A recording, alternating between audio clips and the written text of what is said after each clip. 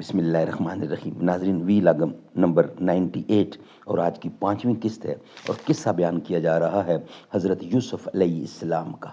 ناظرین، صفحہ نمبر ہے 107 اور وی لاگ نمبر ہے 98 اور آج کی یہ 5ویں قسط ہے اور کتاب کا نام ہے قصص الانبیاء اور قصہ بیان کیا جا رہا ہے آپ کے سامنے حضرت یوسف علیہ السلام کا۔ ناظرین، اس کتاب کے رائٹر ہیں حضرت مولانا عبد المنان صاحب، قصص الانبیاء۔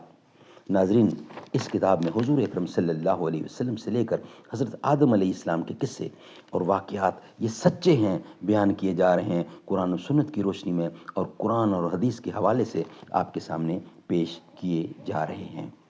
نحمدہ ونصلی علی رسولہ الکریم، بسم اللہ الرحمن الرحیم۔ تعریف اس خدا کی جس نے جہاں بنایا، کیسی زمین بنائی، کیا آسماں بنایا۔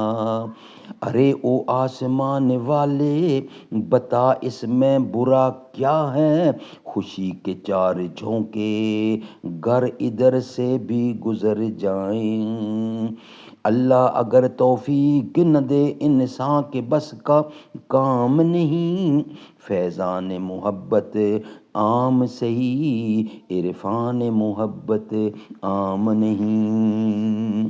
رب ذوالجلال قرآن کریم میں ارشاد فرماتے ہیں، ایک بولا بولنے والا کہ مت مارو یوسف علیہ السلام کو اور پھینک دو اس کو ایک گمنام کنویں میں کہ اٹھا لے جاویں اس کو کوئی مسافر۔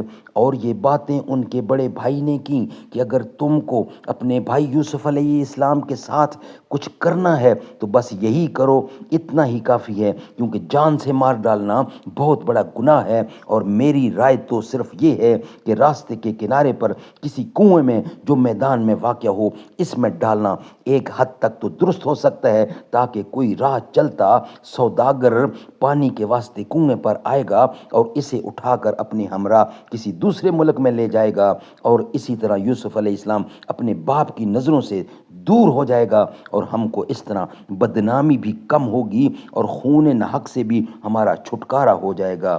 یہ رائے تقریباً سب بھائیوں کو پسند آئی اور سب نے ایک جگہ جمع ہو کر صلاح مشورہ کیا کہ یوسف علیہ السلام کو ان کے باپ سے کسی طرح اور کیوں کہ لیا جائے اور کب اور کس وقت دور میدان میں لے جایا جائے، جو ہمارے دلوں کی غرض و غایت اور مقصد ہے۔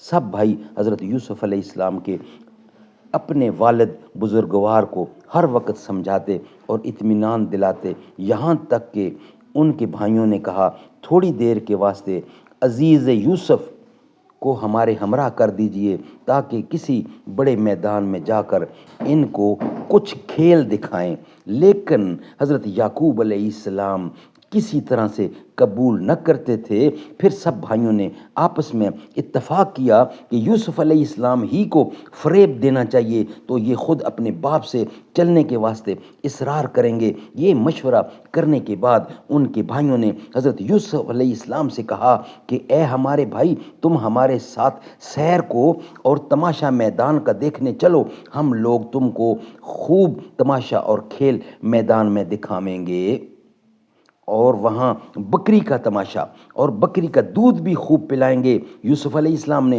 اپنے بھائیوں سے کہا کہ بے شک میں آپ لوگوں کے کہنے سے اس جگہ جانا چاہتا ہوں، لیکن والد صاحب کا حکم نہیں ہے، اس لیے میں کیوں کر جاؤں۔ ان کے بھائیوں نے حضرت یوسف علیہ السلام سے کہا کہ تم خود ہی اپنے والد کو جا کر بولو تو البتہ وہ تم کو حکم دے دیں گے۔ پھر ان کے بھائیوں کے سر میں کنگھی وغیرہ کر کے والد صاحب کے پاس بھیج دیا۔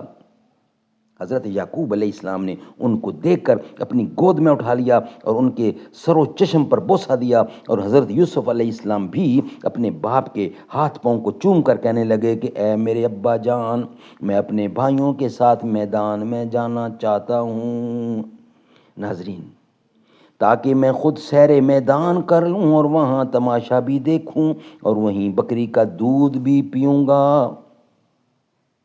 ناظرین، یہ ویلاگ یہاں ہی ہم کمپلیٹ کرتے ہیں۔ نیکسٹ ویلاگ میں انشاءاللہ بقیہ حصہ آپ کے سامنے ہم رکھیں گے۔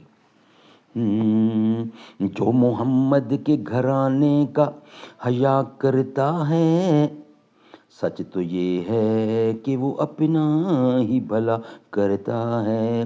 جو بھی زہرا کے وسیلے سے دعا کرتا ہے، میرا مالک اسے ہر چیز عطا کرتا ہے۔ باب کھل جاتے ہیں فوراً ہی قبولیت کے، عرض جب کوئی بھی زہرا کا گدا کرتا ہے، اس پہ عباس علمدار کی ہوتی ہے نظر، کربلا والوں سے جو شخص وفا کرتا ہے۔